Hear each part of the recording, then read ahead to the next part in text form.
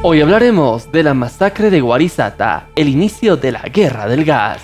Y vamos a hablar de este tema no solamente hoy, sino en las próximas ediciones del Q de Show, porque es necesario tener bien presente lo que ha pasado en Octubre Negro. Antes de iniciar el relato, quiero agradecer a Boris Miranda Espinosa, autor del libro La Última Tarde del Adiós, fuente principal de todos estos relatos. ¿Y cómo comienza todo? Todo comienza desde que Goni asume la presidencia el año 2002 de un país que estaba muy conflictuado.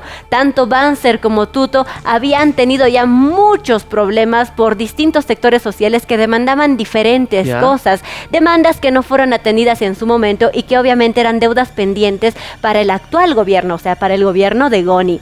En este caso, Goni estaba muy preocupado y obviamente no quería correr la misma suerte que sus antecesores. Entonces, manda hacer un estudio a las Fuerzas Armadas para que ellos le dijeran cómo estaba la situación actual del país. ¿Y las Fuerzas Armadas qué informe dieron? Las Fuerzas Armadas le dieron un informe básicamente sepulcral. Le dijeron: Goni, nosotros no te podemos garantizar que tú vayas a culminar tu mandato 2002-2007. Es más, nosotros creemos que no llegas ni a los 2 años de mandato. ¡Wow! ¿Y cómo reaccionó Goni? Goni con Sánchez Berzaín reaccionaron obviamente muy mal. Ambos querían aferrarse al poder lo más que podían e empezaron a ver distintas maneras por las cuales ellos no podían correr los mismos riesgos que los gobiernos anteriores. Una de esas medidas era justamente liberar las manos a las Fuerzas Armadas, legalizando el uso de la violencia en la represión a los movimientos sociales de ese tiempo. Por ejemplo, los gobiernos anteriores tenían una actitud muy de, ¿saben qué? No lastimen a la población. Si bien hubieron muertos antes, realmente las Fuerzas Armadas estaban controladas. En el caso de Gonzalo Sánchez de Lozada y el Zorro, les dieron básicamente carta libre para que ellos pudieran reprimir a las movilizaciones como se les diera la gana. Ufa, esa fue una de las medidas. Sí, fue una de las medidas. Hubieron también dos más. Una de ellas era el Plan República que se emitió el 11 de septiembre, días antes nada más de la masacre de Guarizata, donde el presidente, con una carta firmada por él, podía mandar a las Fuerzas Armadas en grandes cantidades a poblaciones civiles en todo el territorio nacional, simplemente con la sospecha de que se estaba organizando algún evento subversivo contrario a los fines del Estado. Otra medida que hicieron fue básicamente criminalizar también los bloqueos. ¿Por qué? Porque ya tenían penas todas las movilizaciones que afectaran al transporte y que de alguna manera perjudicaran también la provisión de servicios. Entonces todo estaba ya legalizado como para realmente criminalizar las protestas. Entonces, en pocas palabras, legalizaron todo lo que hicieron. Sí. En pocas palabras. Pero ¿cómo fue la masacre de Guarizata? La masacre de Guarizata, como tú dijiste, es el inicio de la Guerra del Gas. Básicamente el 14 de septiembre era el aniversario de Sorata. El aniversario de Sorata, básicamente la ciudad, muchos turistas van a esta localidad, tanto extranjeros como nacionales. El 14 de septiembre pasó esto. A los pocos días se desata un bloqueo de caminos, y los turistas quedaron ahí, aislados, no podían salir de esta localidad. Es así que el gobierno tenía otras prioridades en ese momento, pero al enterarse de que entre los turistas, habían turistas tanto de Estados Unidos como de Nueva Zelanda y de otras partes del mundo, dijeron: ok, ¿saben qué? Tenemos estos disturbios, pero pongamos a Sorata como un ejemplo, ejecutemos de una vez el Plan República. Es así que que el Zorro fue el 19 de septiembre a sobrevolar la zona con Kukoc, para ver exactamente qué partes de los caminos estaban bloqueados y cuánta gente estaba vigilando todos estos puntos. Ahí la estrategia del Zorro era ver los puntos débiles de estas movilizaciones y luego atacar. Él, el 20 de septiembre, en helicóptero, porque el zorro no era de trasladarse por vía terrestre, se va en helicóptero hasta Sorata, ya aterriza en una cancha de fútbol, estaba con militares, estaba con sus guardaespaldas, y cuando aterriza, obviamente le da la orden a los militares de que no lo acompañen, de que se queden resguardando el helicóptero. Entonces se va con sus guardaespaldas. Se va con sus guardaespaldas, ingresa a Sorata, y antes de ingresar a la plaza principal, que más o menos estaba a 5 cuadras de lo que viene a ser la cancha de fútbol, le dice a sus guardaespaldas, 2 cuadras antes de llegar a la plaza principal, ¿saben qué? Ustedes quédense acá resguardando, yo voy a entrar a la plaza principal. ¿Solo? Se entra solo. Solito, así, con su saquito, como siempre se viste, ¿o cómo? La verdad es que obviamente el zorro no quería que nadie lo reconociera. Él ya tenía el peso de los muertos de febrero. Entonces, básicamente la gente lo consideraba desde ya un asesino. Entonces, él se entra solo, con un sombrero, con unos lentes, con una chamarra café, una camisa clara, pantalones de jean, pero él muy astutamente dejaba ver de su lado derecho, una pistola que tenía acá. ¿Entró con una pistola Sorata? Entró con una pistola Sorata. Entró directamente a la plaza principal. Obviamente los pobladores empezaron a reconocerlo y se empezó a esparcir la voz. Para ese entonces muchos ya sabían y ya se habían enterado de que en la madrugada ya se había despejado el camino por los militares y de que básicamente toda la zona, tanto Sorata como los pueblos aledaños y las carreteras, ya estaban totalmente militarizadas. Entonces entra el zorro a la plaza principal y va directamente como salvador hacia los turistas, ¿no? ¿Y los dirigentes qué hicieron en ese momento? En ese momento todavía se estaban enterando, mientras el zorro ya encontraba a los transportistas del lugar y les decía, ¿sabes qué? Descarga todo lo que tú estás llevando. Sacaba fajos de billetes y les pagaba a los transportistas para que ellos trasladaran a la gente, e iba despachando uno por uno. Claro, convoy por convoy. Para ese entonces los dirigentes ya se habían dado cuenta de su presencia en Sorata, y 2 dirigentes dijeron, este es el momento, el zorro está acá. Ministro hasta aquí. Exacto, entonces vamos a hacerle firmar un acuerdo. ¿Qué es lo que nosotros queremos? Que se haga al fin la carretera asfaltada de Warisata a Sorata. Este es el momento, vamos a hacerle firmar. Estos 2 dirigentes van a dar encuentro al zorro y le dicen, señor ministro, por favor, queremos tener una reunión con usted para que nos firme este pliego, esta petición. Solo fírmelo, nada más. Solo firme y nada más. El zorro se creía dueño del lugar. El zorro les dio prácticamente la espalda, hizo como si no existieran, no les respondió absolutamente nada. Entonces él estaba, como te digo, más encargado de los turistas y seguía despachando. Él se quedó hasta que el último turista estuvo a salvo y camino ya hacia La Paz, ¿no? Pasa que en ese tiempo ya todos estaban ya enterados, ¿no? Se van... están los 2 líderes sindicales, llegan otros 3, entre los 5 básicamente ya estaban rodeando al zorro y empezaron a llegar 4 decenas de colonizadores también. El zorro agarra sus binoculares. Ya los vio. Claro, se estaba asegurando de qué es lo que estaba pasando en la zona, ve que la gente se le estaba acercando y ahí sabe Dios lo que le pasó por la cabeza. ¿Qué dijo? Él, como te digo, ¿sabes Dios lo que le habrá pasado por la cabeza? Dijo, estos son bloqueadores y bloquear está en contra de las leyes de este país. Los vamos a agarrar todos y nos los vamos a llevar a la cárcel. ¡No! Esa, señores, fue la chispa que inició la masacre de Warisata. ¿Cómo reaccionó la población? Mal. Muy, pero muy mal. La población se enardeció. Si bien antes habían comunarios que respaldaban al MNR, eran ya muy pocos. O sea, imagínate, son 4 decenas de personas que ya estaban empezando a corretearte, porque el zorro, luego de emitir estas palabras, tuvo que salir volando del lugar. trataron de agarrarlo de 1000 formas posibles. Uno de los dirigentes le dio una patada tratando de desestabilizarlo para que él cayera. No cayó, siguió corriendo, pero empezaron a zarandearlo de forma tal que le hicieron caer los lentes, el celular, el sombrero, y empezaron las patadas y empezaron los escupitajos. Uno de los dirigentes, no se sabe quién, le atinó un puñete directamente a la cara al zorro, ¿no? Y después él en conferencia de prensa apareció con el ojo morado, ¿no? Entonces toda la población ya estaba sobre el zorro. ¿Los guardaespaldas qué hicieron? Los guardaespaldas obviamente salieron, trataron de rescatarlo, pero ¿qué vas a hacer? Eran 3 contra un montón de gente. Trataron de rescatarlo, y es ahí cuando empiezan a escuchar los balazos que venían de la metralleta interna del helicóptero Lama. Estaban tratando de dispersar a la gente. Obviamente la gente se dispersó. El zorro huyó volando en el helicóptero y él pensaba que ya todo había acabado. Dijeron, ya estoy libre, estoy bien.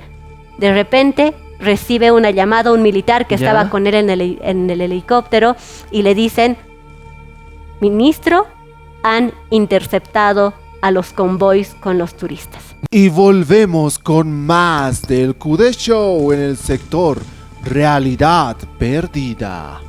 Hoy hablaremos de la segunda parte de la masacre de Oarizata. Exacto, y obviamente tenemos que agradecer a Boris Iván Miranda Espinosa, el autor del libro La última tarde del adiós, fuente principal de todo este relato. La anterior semana me quedé con una pregunta. A ver. ¿Cómo conoce Goni a Sánchez Berzaín? Básicamente lo conoce por su trabajo. Sánchez Berzaín se movía muy bien en los estratos judiciales de Cochabamba y agarraba casos que eran muy difíciles de ganar.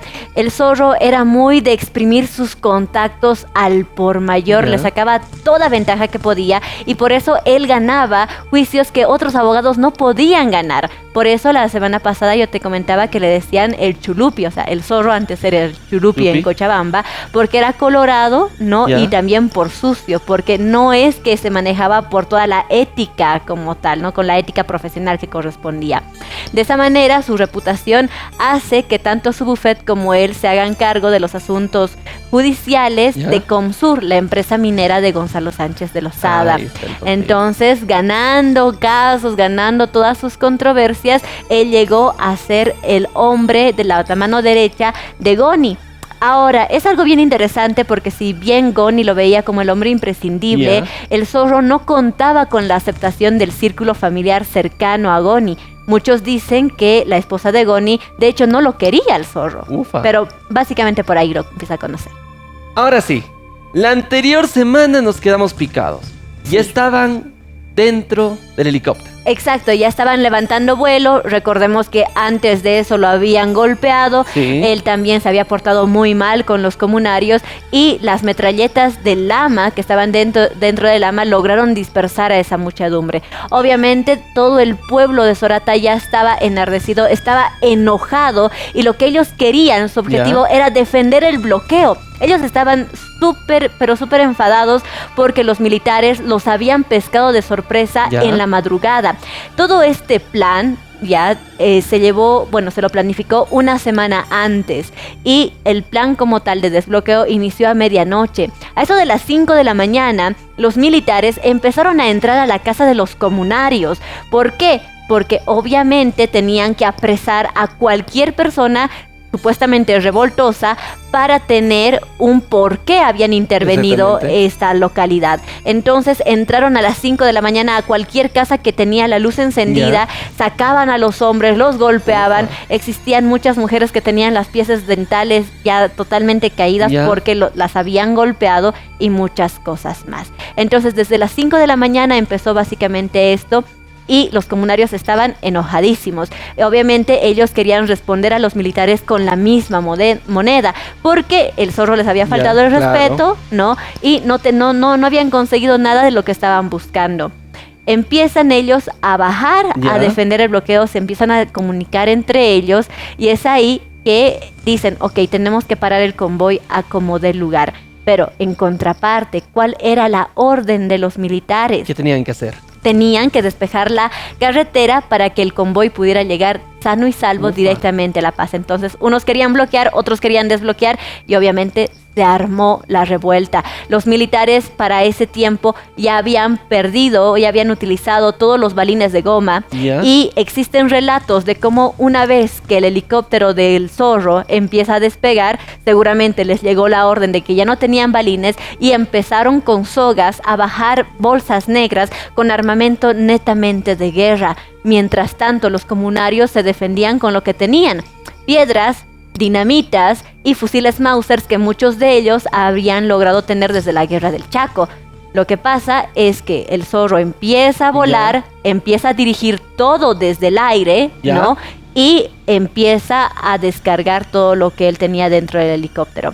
Ahora empieza un enfrentamiento fuertísimo. Unos disparaban a matar, otros disparaban a lo que sea, porque los comunarios no tenían un entrenamiento. Y el Zorro en su momento dijo: a nosotros no nos va a pasar lo mismo que a Banzer. Nosotros no vamos a mandar militares que no estén preparados para este tipo de situación. Mandó a fuerzas de élite, mandó al comando F-10 y al área de anfibios.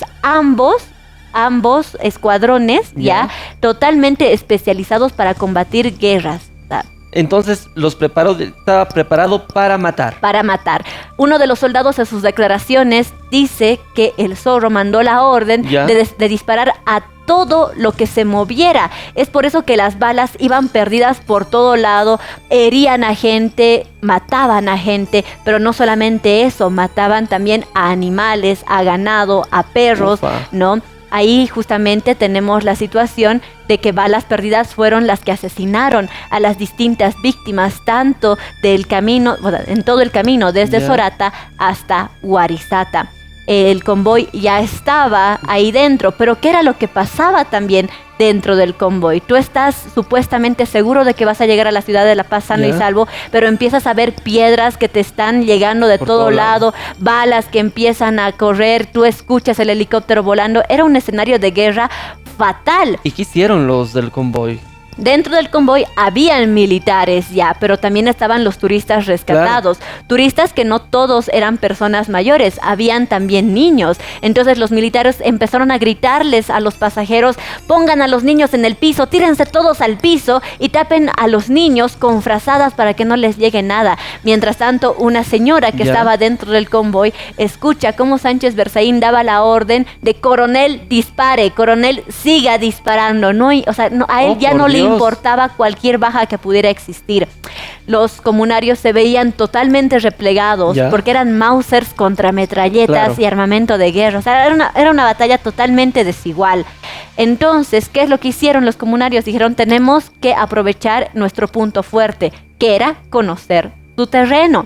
Entonces ellos sabían que tenían piedras a ambos costados del camino que eran muy grandes y que obviamente podían ayudarlos a seguir bloqueando y a detener finalmente el convoy. Las piedras que eran medianas, los comunarios se reunían, las empujaban, las hacían rodar al camino, ¿no? Y piedras muchísimo más grandes, les colocaban dinamita debajo, las hacían explotar y estas iban rodando. Imagínate si una de esas piedras le hubiera llegado a uno de los convoys, básicamente hubiera volteado el automóvil, hubiera matado a los militares, o sea, hubiera matado a los pasajeros, los hubiera herido. Entonces era una guerra sin cuartel. Mientras tanto, existía, si bien los militares ya estaban en el camino, había una reserva de militares esperando en el regimiento justamente que estaba, en el regimiento Ayacucho que estaba ya en Achacachi. Entonces, no es que solamente fueron esos efectivos policiales, habían muchos más en reserva. Ya había refuerzo. Entonces, Sánchez Berzaín hablando por teléfono y dando órdenes. ¿Y qué pasaba mientras en esa otra situación? Con Goni sabía todo lo que estaba pasando porque él básicamente había dado la orden, ¿no?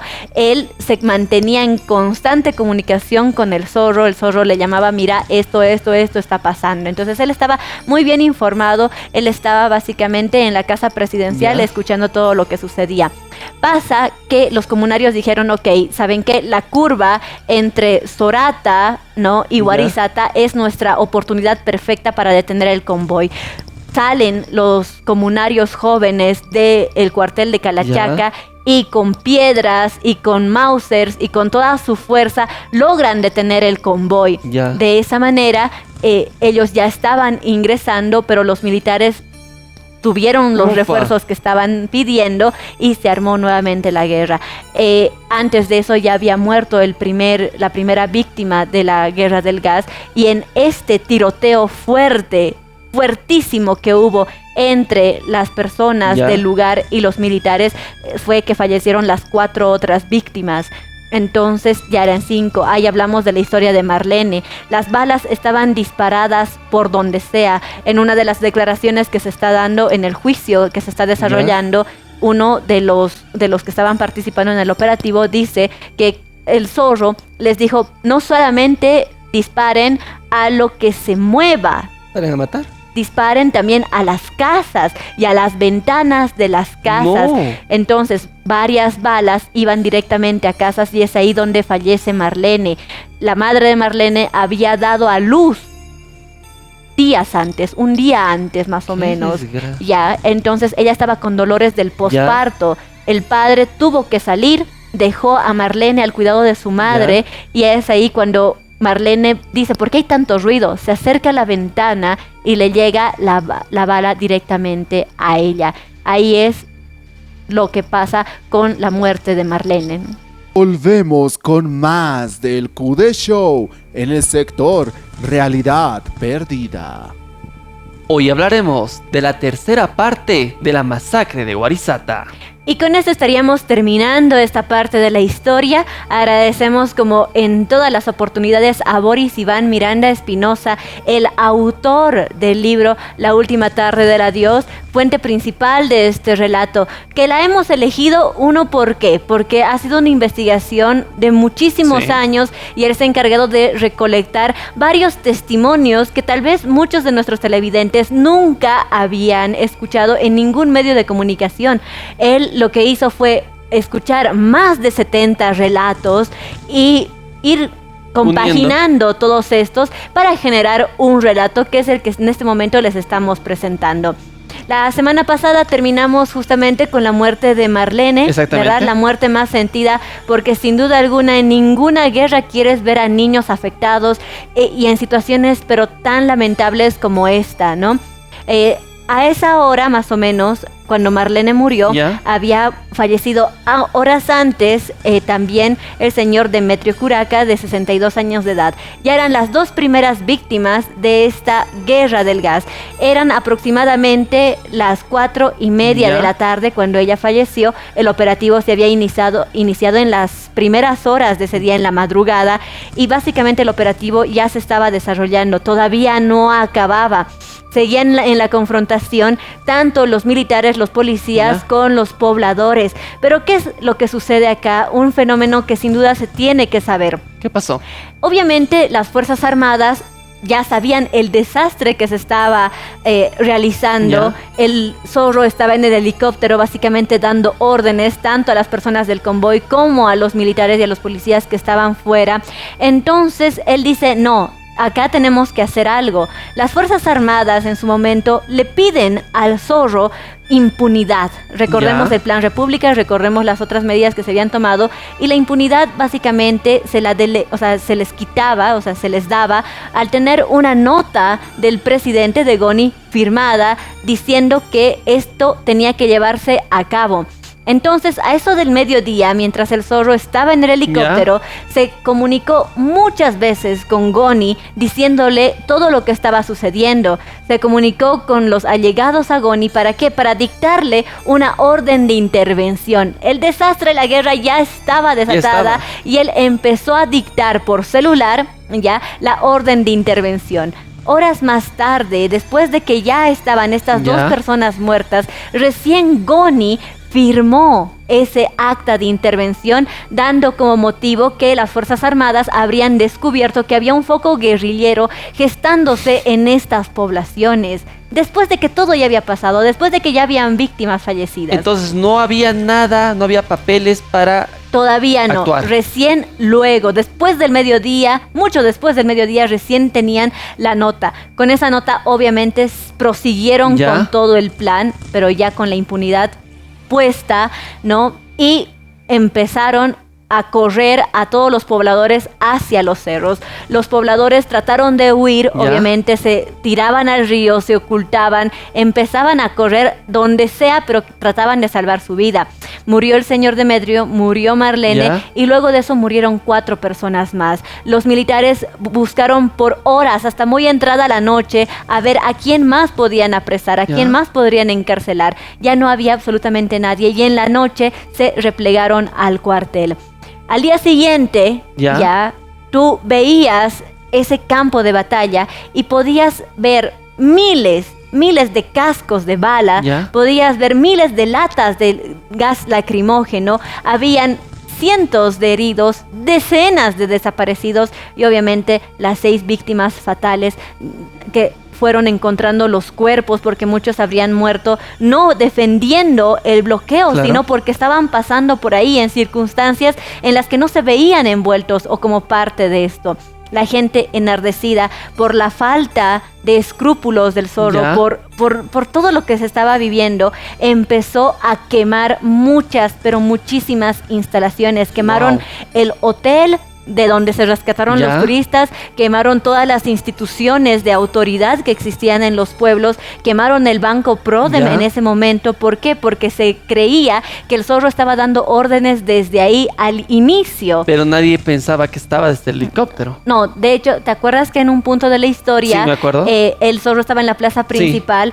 Entonces muchos lo habían visto sacar del Banco Prodem dinero para pagarles a los choferes de los buses. Entonces al verlo salir del banco dijeron, no, él ha organizado todo desde ahí. Entonces quemaron también ese banco y prometieron que nunca más iban a dejar que una institución del gobierno estuviera presente ahí. Ellos se sentían súper dolidos, estaban enojadísimos. Empezaron a incendiar las cosas y tanto Sorata como Warizata empezaron a arder en llamas. La plaza principal estaba totalmente custodiada y obviamente personas de las 20 provincias fueron hasta la provincia Omasuyos a darle todo lo que viene a ser el entierro y el velorio a estas 6 personas que fueron declaradas como héroes de guerra. Aquí es algo muy interesante. ¿Por qué? Porque la provincia Omasuyos, todos los pobladores de esta provincia fueron a El Alto, es decir, las personas del Alto, muchas, pero muchísimas, son de la provincia Omasuyos.